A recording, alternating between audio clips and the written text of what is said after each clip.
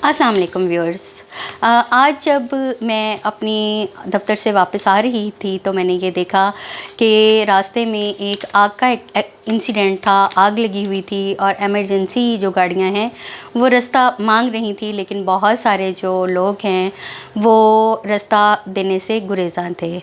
तो व्यूअर्स, जब भी कोई इमरजेंसी का इंसिडेंट हो, चाहे वो कोई एक्सीडेंट हो, फायर हो या रोड का कोई एक्सीडेंट हो, तो ये हम सब की ज़िम्मेदारी है कि इमरजेंसी गाड़ियाँ जैसे कि फायर ब्रिगेड, एम्बुलेंस या पुलिस की जो सर्विस की गाड़ियाँ हैं उनको रास्ता ज़रूर दिया जाए, ताकि किसी भी बड़े सानहे से हम बच सकें।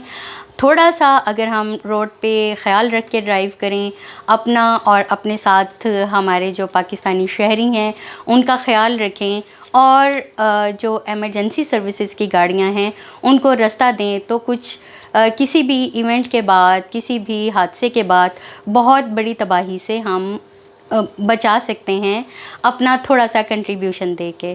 तो इमरजेंसी सर्विसेज की जो भी गाड़ियां हों उनको रास्ता ज़रूर दें।